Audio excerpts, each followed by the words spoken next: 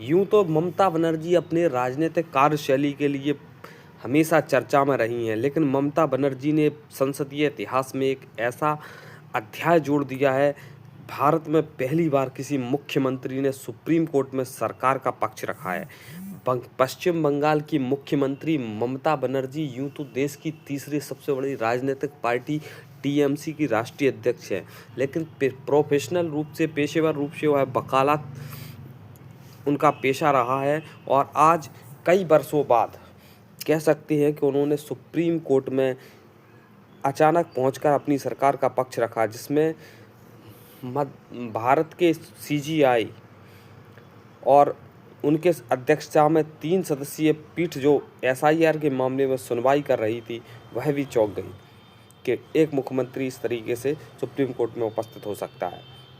आइए जानते हैं पूरा वाकया क्या है। दरअसल भारत सरकार के चुनाव आयोग द्वारा करवाए जा रहे स्पेशल इन्वेस्टिगेशन रिवीजन एसआईआर मामले में तमाम राजनीतिक टकराव की स्थिति बनी हुई है।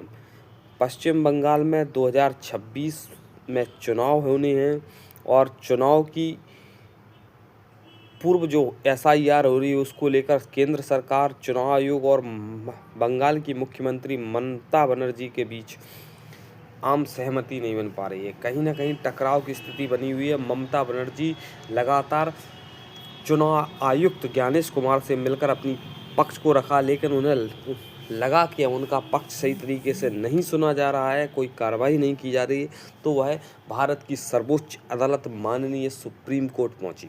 आज बुधवार को सुप्रीम कोर्ट ने उनके मामले में सुनवाई करते हुए ममता बनर्जी की दलीलों को सुनते हुए एक नोटिस जारी किया है।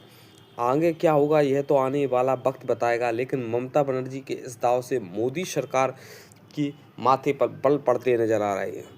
भारत के इतिहास में ममता बनर्जी ने एक नया अध्याय भी जोड़ दिया है कि एक सुप्रीम कोर्ट में एक मुख्यमंत्री अपनी सरकार का पक्ष रखता है। वैसे तो महाधिवक्ता सरकार की ओर से हमेशा से पक्ष रखते आए हैं, लेकिन ममता बनर्जी पेशेवर वकील होने के कारण उन्होंने अपनी सरकार का पक्ष भी रखा।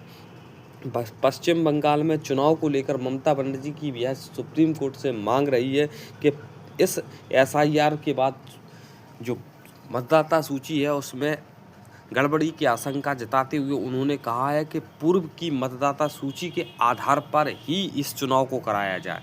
अब सुप्रीम कोर्ट क्या निर्णय लेता है यह तो न्यायिक प्रक्रिया है और न्यायालय का अधिकार है। वह आगे जो भी डिसीजन देगा वो उसको हम आपसे रूबरू कराएंगे, अपडेट करवाते रहेंगे।